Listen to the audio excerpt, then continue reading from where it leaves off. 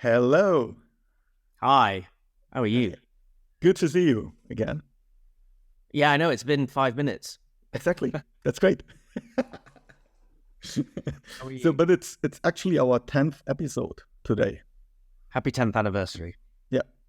Yeah, I feel like I saw the I've been really crap at reading comments and stuff. The thing is, I'm just not used to YouTube. Like YouTube is the platform that I have used the least. Oh, really? Yet it is the platform that we are most popular on. Man, especially we had so many comments the last 2 weeks on the two videos with Ren. So we don't do a Ren video today. Even some people gave us recommendations. This is going to be quite an interesting one because Mike's got some news that he's actually shared, but he's going to officially share it on the podcast today. And actually, also not only that, but we have an ask, and that ask is if there are things or people that you want us to cover or talk about. We do kind of mention this in the social media posts and in the YouTube comments, but if there are things that you want to see us discuss, if you want to come on, if you think there's something we should cover, or if there's people that you know that we should have on, then please let us know. Because, I think the strength of us is we just kind of work organically and just figure it out as we go along. So, frankly, I actually would love to have people coming here and we just have open coaching conversations. It would be awesome. It's a complete different thing that we had in mind when we said, let's do bold and bold and just talk about rubbish in our head. But this would be nice. I haven't seen something like that. Well, yeah, and maybe we can do that live as well. Because this is the test, right? The thing that you'll have noticed from Mike and myself is that we're no holds barred. Well, I am anyway. I don't really care. I've lived enough of my life being in the shadows and kind of not being punished, but being made to feel slightly uncomfortable for being myself. And so this is my forum. This is our forum. And if anyone judges, good for you. We're not for you. But if you don't, you're more than welcome. We love you. Join in. That would be awesome. I love that. And it goes very close to the thing where I wanted to talk today in our 10th anniversary podcast, to actually reveal a little bit what I'm doing now. I mean, for the people who were watching our episodes, they knew that, you quit your job, you were in that situation, I quit my job, I was a little bit longer on the payroll. So, but now it's also that time that on the 1st of November, I start my first own company. And I'm quite excited about that because all of a sudden it just brings everything together that I love. And it feels like everything that I did in life just led to that moment at the moment. So I'm very much excited. And also the journey, how we met, right? So the stuff with Mindbelly, going there now, doing hypnotherapy with Paul McKenna. I just see that all those things somehow led me to that point where I'm now. And I'm so grateful for that. I really enjoyed it. And also, again, thanks, Moneel, just for sharing again also those kind of things that triggered you in your life. I mean, we have there a lot of similarities in our story. And so should I give now a pitch of what I'm doing actually, or should we keep that for later? Before you do, let me big you up a little bit. So firstly, I think, everything leads to moments in life, whether you're wanting to go right and you end up going left, or you're wanting to go straight ahead and you end up stopping. Everything happens for a reason. And also, I'm a big fan of, because I live this, I'm a big fan of what you put out in terms of energy is what you get back. And you are a chief manifester. And so I think if you listened to our previous episode quite closely, and obviously if you're in LinkedIn, you'll know, but you'll have an idea of what Mike's doing. And I think the interesting concept here is to reframe how we remember the people that we lose. Okay? And it's a beautiful concept. It has the power to be very powerful.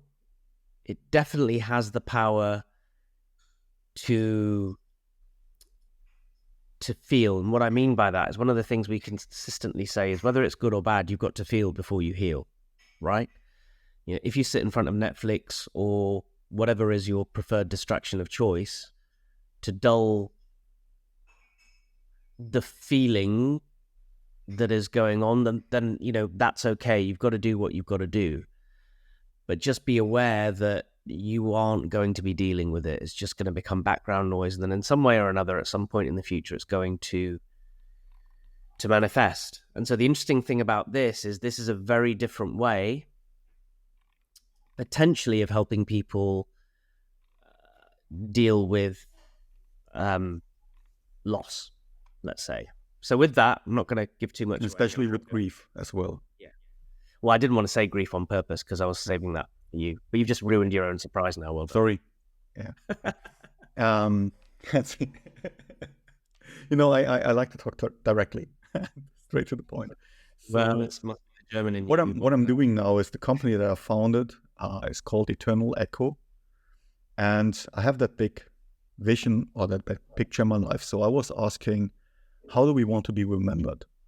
The thing that led me to that was actually your own experience that I had in my 6 years ago, when both of my grandparents passed away within 1 week. And the funeral was, to put it very bluntly, very much impersonal. The priest talked about what they have done in life, but not who they actually are. So who they were, especially what kind of people were they, what were their lessons, what was their personality. It was more like reading a CV. And I realized that actually that tragedy many of us face, because as soon as we're gone, everything that stays, if you're not a celebrity where somebody wrote or shot a documentary about or anything like that, and you have a lot of quotes of that person, if you're not a celebrity, the only thing that stays usually for you is your name and your date when you're born and when you're dying, on a tombstone or wherever it is, right? And that's it. And I thought, when I was standing in front of my grandfather's grave, I was very much embarrassed, and I felt a lot of shame, because I just thought, is that all that stays or that remains of his rich and storied life? So what if we could change that narrative, if we can change that? So if people have a place where they can leave their wisdom and their lessons in life behind.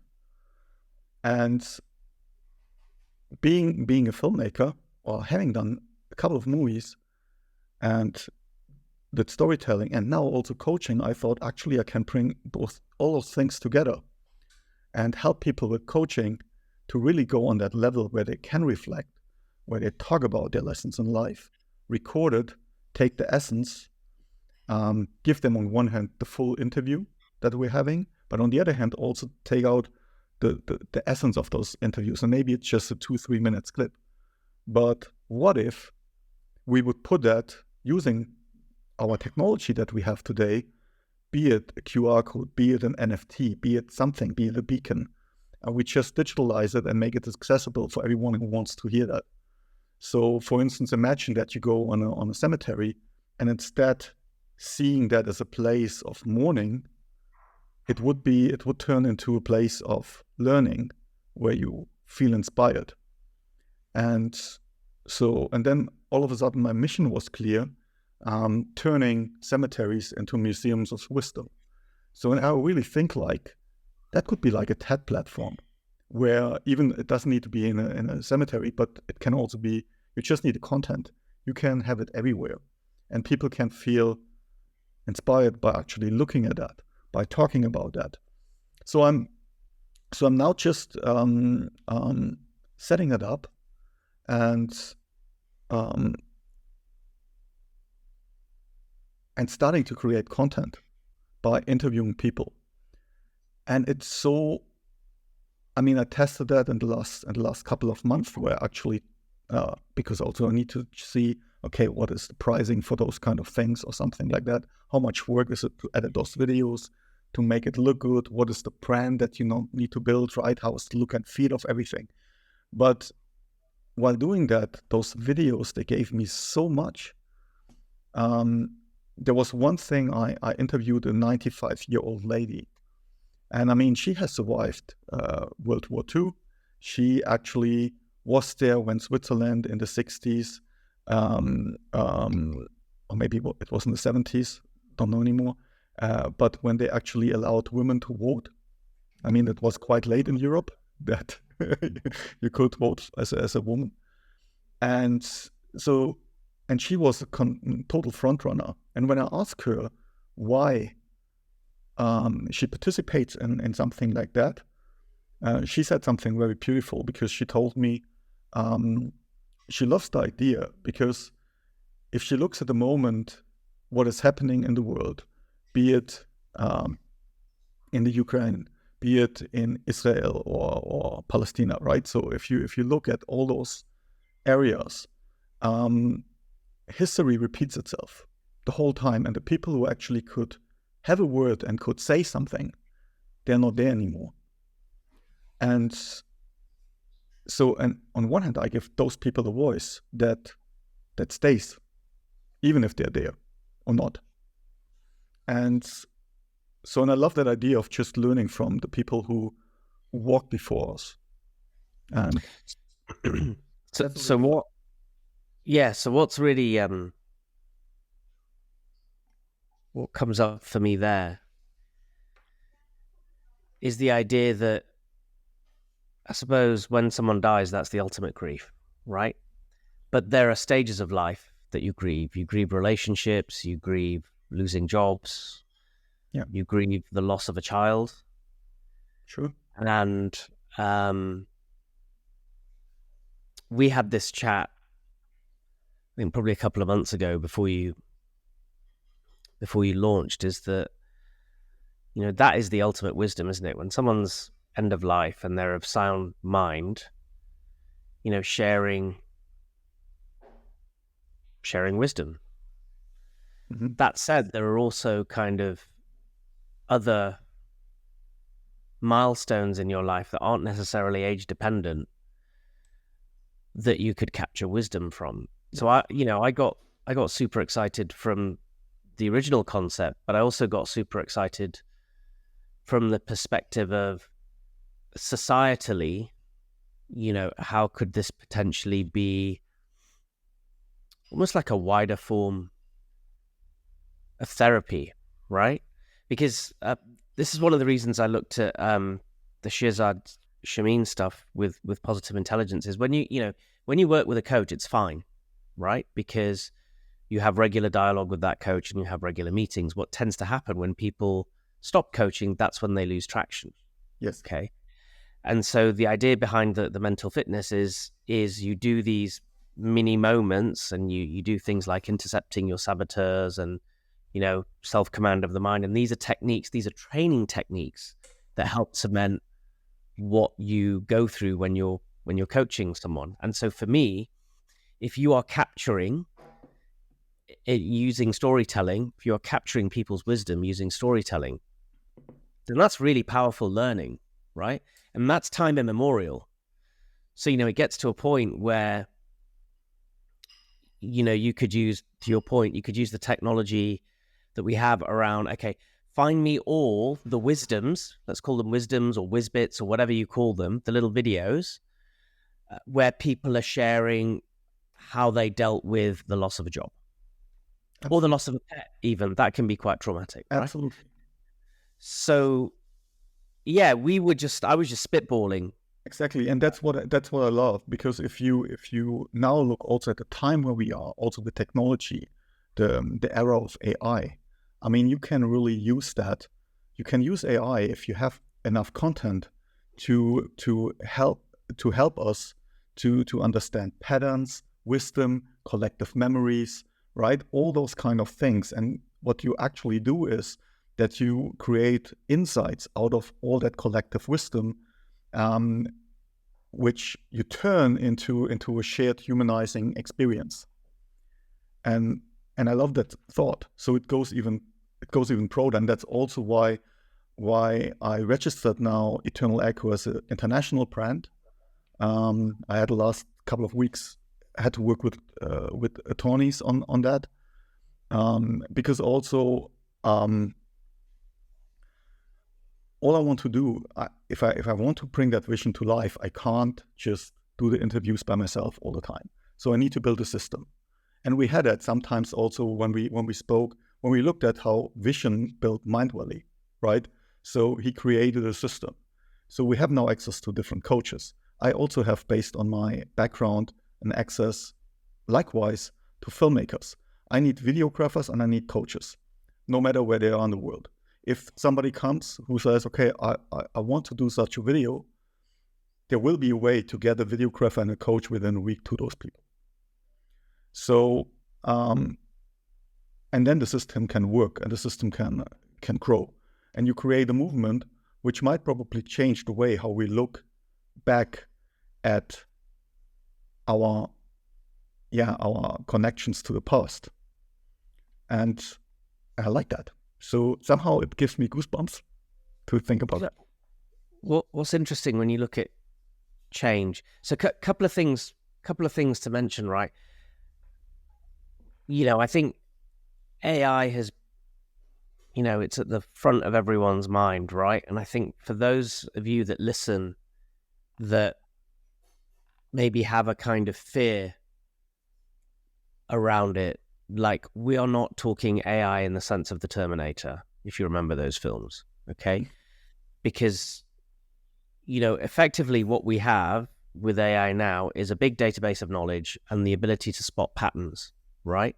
Yes. And, there's two types of AI. There's the type where you or Mike or me sits in front, or a data scientist sits with some data and then labels it, and then the machine learns that, right? Where the power comes in is that there are then AI, let's call them methods or algorithms, that can then take a set of data with some broad guidelines and spot the patterns itself, okay? This is very, very different from being able to think for a human. So will it take jobs? It may change how some jobs are taken, but that often unlocks humanity to do greater things, okay? We used to have people that would go around lighting the gas lamps on the streets. Now there's electric street lamps, okay? So that's a very, very simple example of where we are. The other thing is, in terms of that collective wisdom, the big thing I see for this is how to improve humanity, right? It's kind of a hive mind of wisdom, that you're capturing time immemorial, and that for me is really, really powerful. So yeah, look, we've danced around this. I think the main thing you wanted to do, or what we wanted to do, is spend the time today asking each other, yes, how we want to be remembered. Yes, that would be awesome. And what we would pass on. Or what are lessons that you learned in life, right? So we are the same age, Moneel.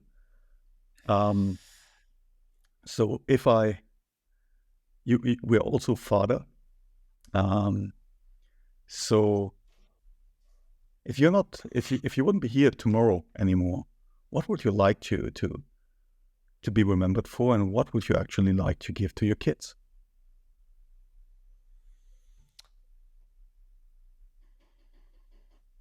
If I could give my kids anything, it would be a permanent sense of self-worth. Because I think that is certainly, for me, the thing that I have struggled with. And I think it's something that a lot of people struggle with. Totally. And one of the things I say to my kids, and did I listen to this on a Marissa Peer? I think I listened to it on a Marissa Peer kind of recorded hypnosis thing, is I say to my kids, I'm lucky to be your dad, thank you. And then I think I heard from another parenting thing, which is, to ask your kids why you love them. Mm-hmm. I did this with my girls. They know better now because they're older. But the first time I did it a month ago, I said, why do you think I love you?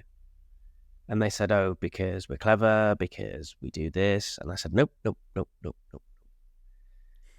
And so, the older one in particular, she's a little smart ass, right? Pre-teenager, even at the age of 9. And she said, oh, Daddy, what is it? And I said, I love you because you're you. Mm-hmm. And I don't think people hear that enough. In fact, I know people don't hear it enough, right? It's just appreciating people for what they are. In other words, themselves, not for what they've done, not for what they might do, not for what they are currently doing. And that was really powerful for me. So I think those are probably the two things that spring to mind. And the other thing is, you don't know. I'd like to think I'm going to be around tomorrow, but you don't know. May fall asleep and not wake up, right? Could happen to any of us. So what about you? What would you... I think it's definitely also that thing of worthiness, because I think that is something where I struggled with for a long time. And there are 3 learnings that at the moment, at that time in my life, I would say that these are probably the most important learnings or lessons that I have been grateful for, that I actually could experience them. And one is that probably every challenge in your life is an invitation to learn something. Every challenge, no matter how painful it is. And every time that you experience pain is actually something where you should be grateful for, because there is something, without being masochistic, of course, but there is something where, call it whatever you want, universe or anything like that, gives you a chance to learn something new about yourself. So be it in a job where you're not happy, be it in a relationship where you're not happy, be it in having those kind of childhood traumas of being not worthy or feeling not worthy or feeling not seen. Those are challenges that you need to take on as a lesson, and not as something to victimize yourself or what happens to you. So, but even if it's big, because growth will happen only through that moment of pain, but you need to embrace it. And we talked about ayahuasca, for instance. And when I did those kind of journeys with the plant medicine, it took me a while. It actually took me a couple of times.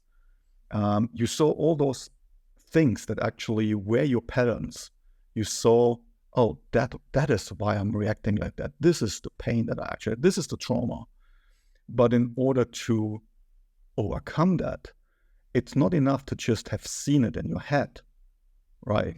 It's not enough that you are aware of that. It's a good starting point. But then you need to take it into action, and you need to change something. And that is painful as well. So that's the first lesson. The second learning, I think, and that is also happening, I see that to many, many people, and I don't take myself out of that.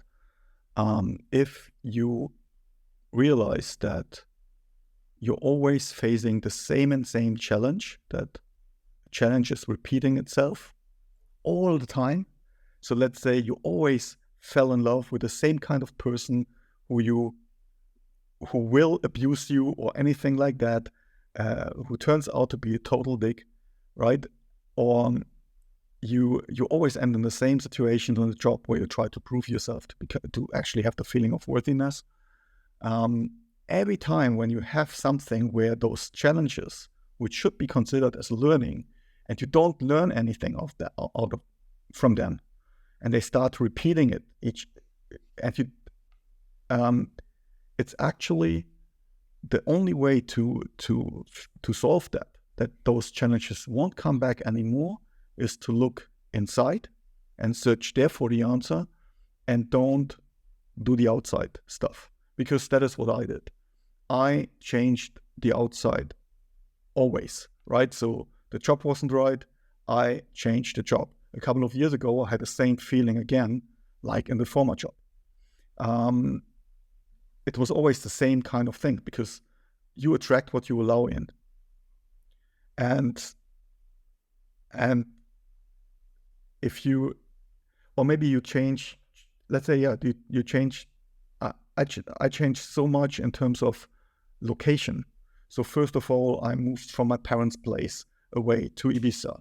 Then from Ibiza, I was in that beautiful little town in North Rhine-Westphalia where I studied.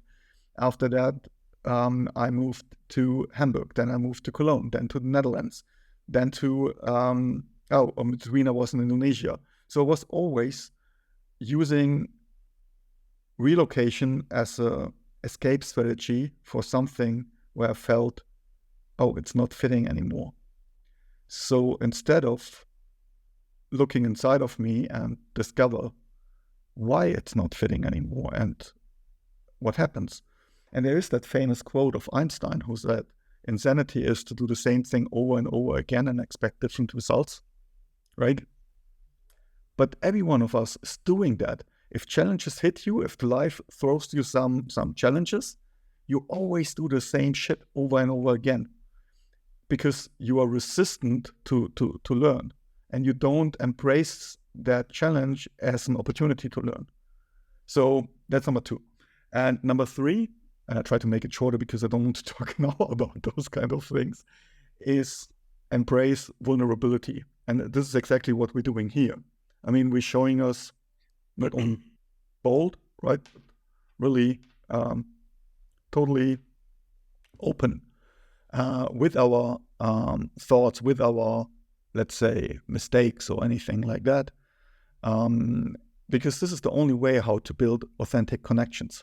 And when people in the comments say that they love the way how we're talking, or even that they are looking for good coaches, in order to be a good coach, you need to be able to build authentic connections, and that means you need to go through the shit that you're trying to coach by yourself. Otherwise, how do you want to relate to the person?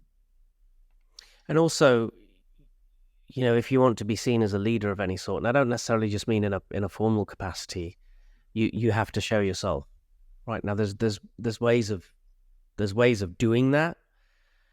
You don't have to be fully in everyone's face, but for me, I love doing this because we just talk. And also, I think, do not follow your gut feeling. That's a thing that I probably haven't done. We have a gut for a reason, right? We have a brain in the gut and we have a brain upstairs, and the two need to be aligned. And generally when the two aren't aligned for whatever reason, whether it's things like you talk about, the trauma, not learning, or doing the same thing, expecting different results, when that alignment isn't there, that's when you have big problems, right? And this is just about self-awareness, and it's okay not to be okay. Yeah. Everyone struggles, everyone has challenges. You might think that, someone else's life is rosy and picture perfect. I can guarantee you one thing: it isn't. Everybody without fail has something to deal with. Totally. Yeah, they might have loads of money and you might not. That doesn't mean they don't have problems. Yeah. Okay, so be compassionate before you judge people. Just think, what might be going on for them. Just really put yourself outside your own mind and see from someone else's lens what might be going on. Mm-hmm. Mm-hmm. And that's been really profound. Totally. For me, particularly lately. And I think we're quite lucky. We raise our kids where we don't teach them all the societal norms that we think they should be doing, right? in the way that our generation, you know, it's okay to be vulnerable. It's okay not to get married. It's okay not to meet someone. It's okay not to have a 9 to 5.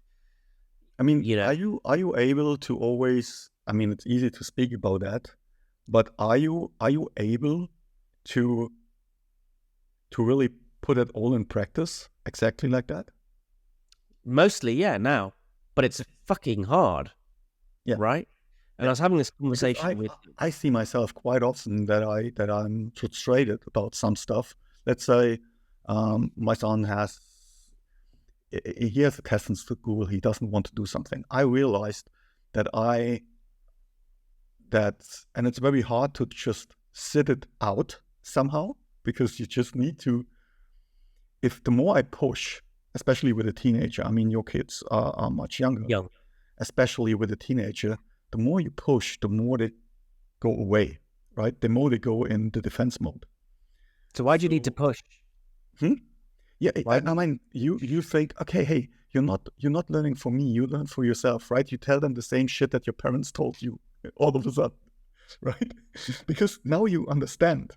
And of course, sometimes some stuff that you need to learn at school is totally rubbish and you don't need it ever again. But you just need to be prepared for that moment of the test. And I realize sometimes that I'm so angry because I'm so upset because he doesn't want. I mean, and the more I try to push him in that direction, the more he goes on, okay, now, fuck it, not at all. And I think it's also that you then don't give them the feeling of not being worthy, right? So, because this is something which triggered me, I learned that so if you are successful, if you earn money, this is what gives you value in life, which is total rubbish. But this is, let's say, what I learned more or less from my grandparents or from my grandfather. And there was also kind of trauma because my grandfather never accepted my father who he actually was. So he wanted for his daughter an academic, and my father was clearly not an academic. So all that feeling of you're not worth something, I experienced as a child. So I got that pattern. You need to learn, you need to do this, you need to prove that. This is how you actually be seen in the society.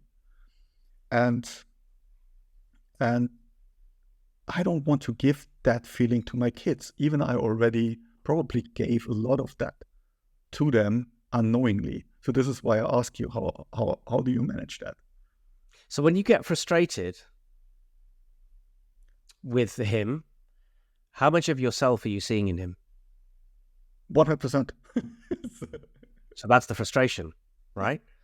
Yeah. So, and what's awesome is you recognize that. And so this is a big thing for the audience, right? When you see shit in other people that really annoys you, you're basically seeing yourself. You're seeing the aspects of your personality that you don't like. And this is mind screw, right? And you're going to sit here. A lot of people, I bet, are going to sit here and look at me and go, you don't know what you're talking about. That's bullshit. Actually, sit on it for long enough and you'll find it's true. Right? And so we know that. How do I manage? Well, so I heard another interesting thing, right? And this probably applies for younger kids. But someone said every time that she gets frustrated with her kids, or she thinks she's going to get frustrated, she has a rule. She puts herself on timeout. And she says, I'm going to put myself on timeout before I say or do something that I'm going to regret. Right? And then she goes away, she collects herself and comes back. Right? Which, I mean, I've tried it. I'm not sure it works for me. And look, I'm in the main, I'm fallible. Right? But if I look at, do I get frustrated with my kids still? Yes, 100%. Do I shout? Rarely. And if I shout, there is a conscious awareness that this is my neck. There is a conscious decision, right? Whereas if I shouted before, or if I got frustrated, it was a snap. Just 100% pure frustration. Now, depending on what I'm trying to do or where I'm getting to, and I won't shout like I used to, but I will raise my voice, and it will be a conscious decision that I make. And sometimes my eldest daughter, she'll look at me and she'll go, "Daddy, where do you think I learned that from?"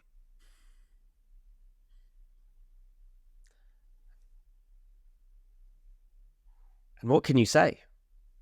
Right? Do kids listen to us? No. Do they mimic our behavior? 1,000%. Of course. And so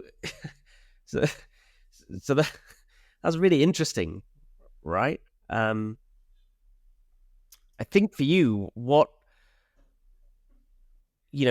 you see yourself in that moment, and as you say, you're pushing, right? You're pushing. When you see yourself, what could you do differently that you're not doing at the moment to deal with that? So if you imagine, if you were leaving an eternal echo, Whizbit, I quite like Whizbit, not wisdom, Whizbit, bit of wisdom, Whizbit. I'm patenting that, by the way, Whizbit, yeah.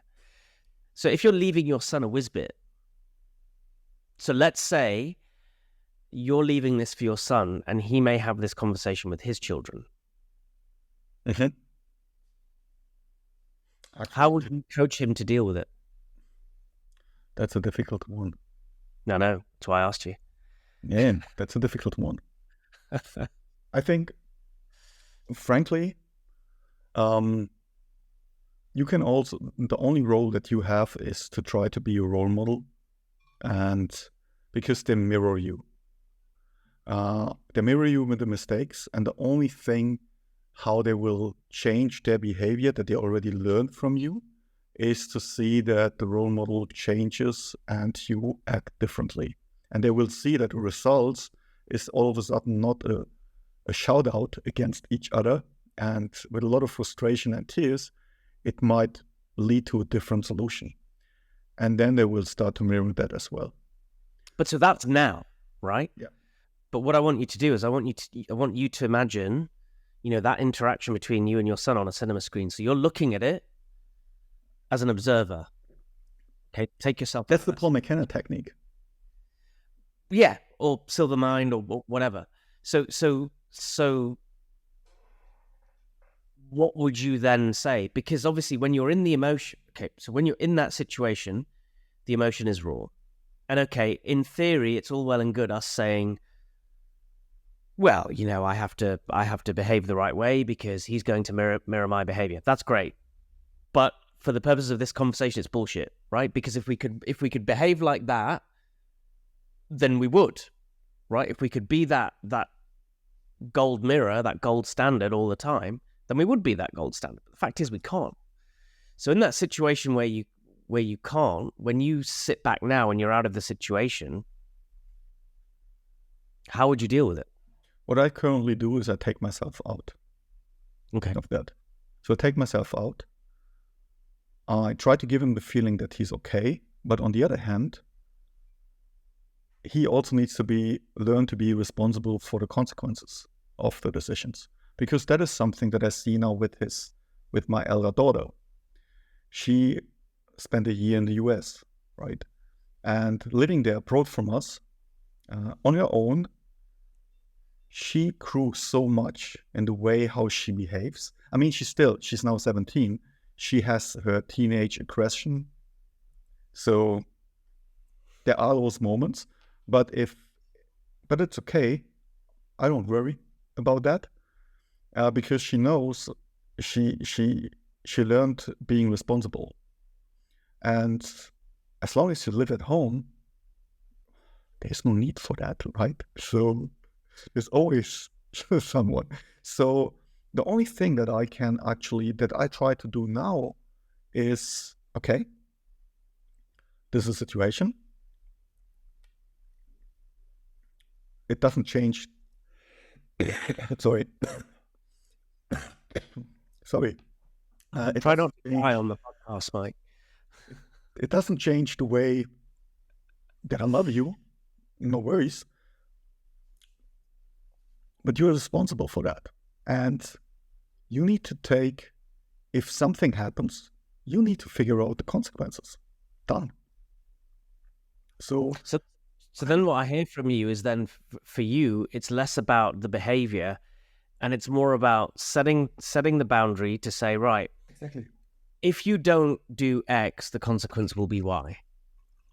But not, do you no, yes. No, not like punishment. No, so not. No, if you not punishment. X, yeah, but just explaining that if you don't study, the likelihood is that X, Y, and Z might happen. I don't know that. I don't have a crystal ball, but the chances are this may happen, right?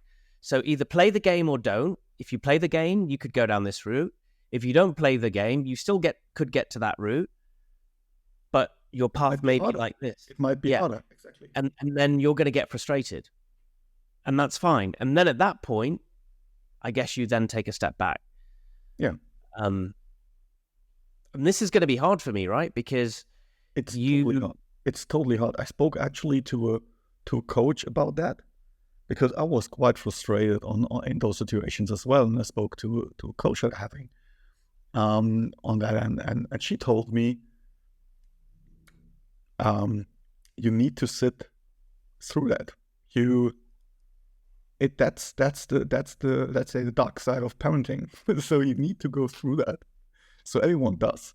So you can do it wrong, or you can. I mean, there is no real right or wrong, right? But you can do it on a way that actually gives him more trauma, or gives him the wrong incentives on something.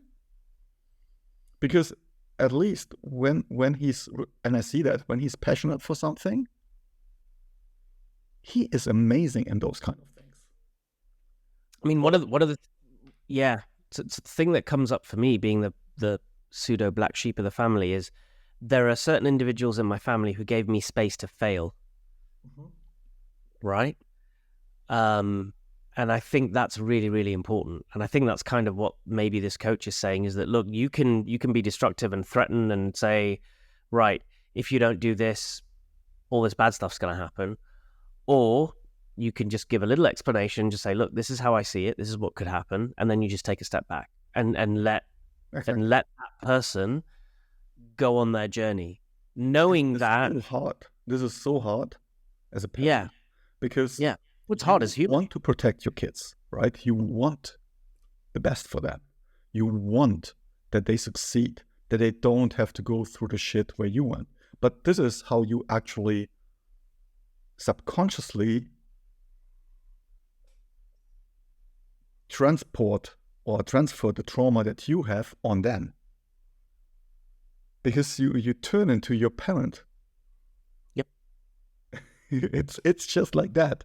And it's amazing if you see that. And I see also some of those parents who are so protective to their children. I mean, if you look at some of them, they're total dicks. Well, look, they're doing what I hope no one of those parents who knows me will listen to that yet. They're doing what they know best, right? I don't know if they're dicks. They're doing what they know best. I think the challenge now is, we know, and this is the difference between knowledge and applied knowledge. We all know that to grow, you need to fail. Yeah. It's as simple as that. You only learn from that. But then when it comes to our children, we don't want them to fail. And so maybe the key takeaway from all of this, so one of my eternal echoes would be, learn to fail. Learn to love failure. Because when you learn to love failure, it's like you said right at the beginning of the conversation, what is the gift in this situation? What am I meant to get out of this? And let's just be very clear. When you're in the middle of the shit, you probably don't see a gift. In fact, some things that will happen to you in life, right, where you won't know for years what the gift was. You may think, well, what fucking gift, right? And then 10 years later, and this happened for me, right? I can sit here and I can wallow in my own self-pity and say, well, I was 10 years old, not had a dad since then. Mm-hmm. What's the gift in that? Well, at 47, 46, 47, I'm in the best shape of my life. Why do I do that in large levels? Because I want to spend time with my kids. I want them to know that age does not equal becoming weak. That age does not equal death. Yeah? It does not equal immobility, right? And besides all of that bullshit, I just want to be alive so they have me, right? Now, would I be as passionate about this if I hadn't lost my own father? Probably not, right?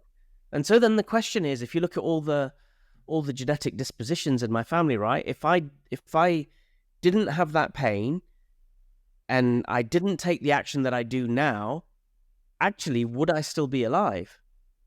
Would I still be healthy, or would I be in hospital? Who knows? Look, I don't have a crystal ball. I don't have access to the parallel universe. But I can sure as shit say that I'm pretty grateful for all that stuff that did happen. Mm-hmm. Because it brought me to this moment. It brought me to be the type of father I am, good and bad. Look, I'm not a perfect father.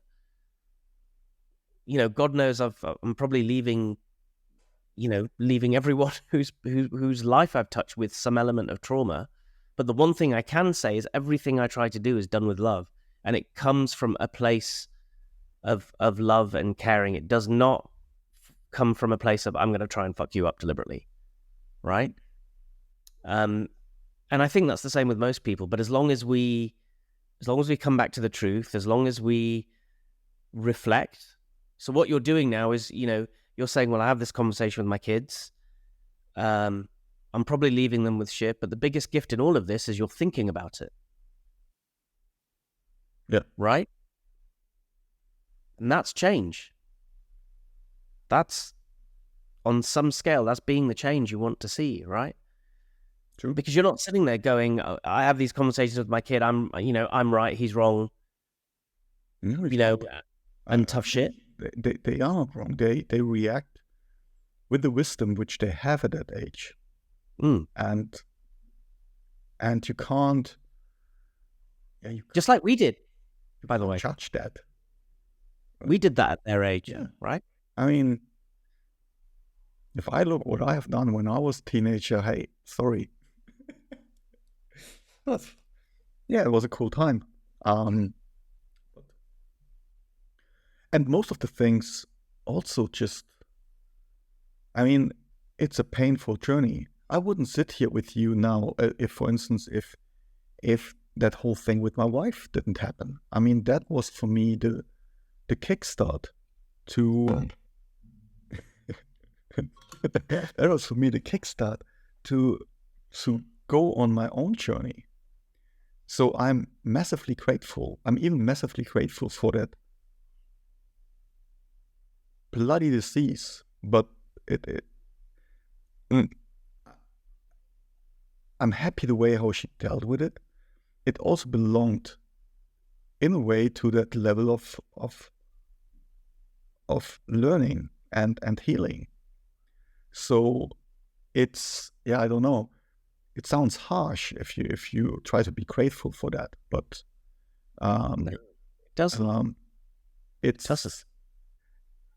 It's life gives you the hardest lesson with these kind of things, and you can only appreciate it or embrace it and say, okay, all the stuff that we have done led us to that point in life. And now, if there is something that harsh hitting you, like a wrecking ball, you can't go back to the old life anymore. So when we had that thing with Kensho moments, at that moment you need to change. You need to change the way how you look at things. You need to change the way how you deal with that. So it's a teacher, and that's also probably why my wife wrote the book that will actually now, I think it will come out in the next 2 weeks in English. You should get your copy. It's called then My Best Friend Cancer. But she started to embrace cancer as a teacher. And who will be with her throughout her whole life. But it also made her now the person that she is now, and she changed drastically in the last 6 years, which was also very hard for our relationship. But on the other hand, looking back now, I'm totally happy that that whole thing happened, even if it was going through shit for a couple of times, right? But it helped you to it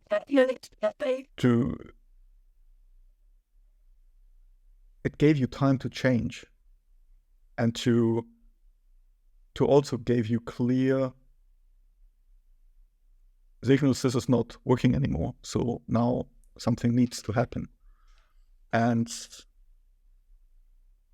I think also without that whole thing, I wouldn't sit here now and found a company, right? So it's part of life. Life is just learning. I was just while we're on the subject of health, and I don't have something that's going to kill me, but I have a chronic autoimmune condition. I was looking at my lab results, and so for autoimmunity, there are two inflammatory markers that they observe. Both of mine for months and years were out of range. Now only one of them is, and the range that it's out of is not massive. Okay. And so I talk to people who know people who have autoimmune conditions. They're like, well, what can this person, what can my partner do? What can my relative do? And all this sort of stuff. And I said, nothing. I said, until that person gets to a point where the cost of not making a change is greater than, whatever else, that, there is no point. You have to get to a point. And this is what happened to me. When I sat in front of a rheumatologist and he said, right, in 2 years' time, if you don't take this drug, you're going to need a new right shoulder. Mm-hmm. That was one moment. The other moment was when I could not get out of bed, right? Because I had a flare-up. I could not get out of bed. So my then 7-year-old had to come upstairs with 2 ibuprofens, some rich tea biscuits and a cup of tea, right? To reduce the inflammation. I said, I am never, ever going to expose my children to this again. Yes. And so I've had no medication for 7 months, right? See? But those were my moments. Those were my moments of pain. And you can talk to your relatives, you can talk to people all you want and say, well, you should be doing this, you should be doing that. Until they feel the pain, until they genuinely feel the pain and the fear that comes from it, they're not going to change. Why should they? You're not going to run 400 miles an hour away from a lion if there's no fucking lion. Like, what's the point, right? Yeah. Well, why would you waste the effort? Yes. And in evolutionary terms, we're not programmed to do that, right? No. So, that's the other thing is you might have the best of intentions for the people that you love, but, support them, love them, nurture them, don't judge them. Mm-hmm. Okay? Because people have to go on their own journey. And trust me, I've done enough of it. Mm-hmm. I've done enough judging of people and judging of myself, right? Yeah. And it just is negative energy that sits in your body. It sits in other people's bodies, and it's not fun. And this is also, wow. I mean, it's great that we're just sharing that, because this is also something why I really love that mission I'm on now, because these are conversations that you usually don't have with your children on the kitchen table. We don't talk about your lessons in life. You don't talk about the mistakes you have done, because I don't know how it is with you. I mean, you're born in Mumbai, right? You said. And what the role of the family is. But in the culture where I grew up, I can't recall my father sitting somewhere in front of me on a kitchen table and telling me about things that he screwed up. And I can't even imagine that even if I'm doing now something like Eternal Echo, that he would speak to me on those kind of topics. I would imagine that it's much easier to talk about with a stranger or like with a coach about those kind of things, instead of confronting the ones that you love and show, actually let down your mask unmask yourself and show who you truly are. So I don't know how you see that. I think that's a lovely place for us to start to wind down, because I think it goes back to that point you made about mirroring behavior. And I think the most important behavior that we can perform consistently for those that we love and influence, whether it's our children, whether it's foster children, whether it's relatives in the family, younger relatives in the family, the biggest thing we can do is to teach them, or not to teach them, that sounds patronizing, to share with them our mistakes. Yeah. It shouldn't take grief, it shouldn't take death to do that. That is also a nice place at which to do it. But I think if in everyday life we can, in the right way, share some of our failings, why we did those things, what we learnt as a result of those things, the actual end result of our mistakes doesn't really matter. It's, what was the motivation behind doing it? What was I thinking? And then, what did I learn? Yeah, true. And even the timing of the learning is not important. It's not like this formula of, I make a mistake now and then in 30 seconds. Oh, sorry. That's my children's mother. I'm going to have to go so that they can FaceTime. But we have already, so I also need to run. So we're talking since an hour. Yeah, I know. But that would be the big thing, right? Is share. Yeah. You might not get the life lesson straight away, but share, be vulnerable, be open. Let's change the world, man. And that was a beautiful session. So I actually would like, so I quickly show you, no, how do I that? So like that. Share with you the a bit of shameless advertising. This is ridiculous, Mike. I'm going to ban this. You tell I'm the marketer, right? Yes. No.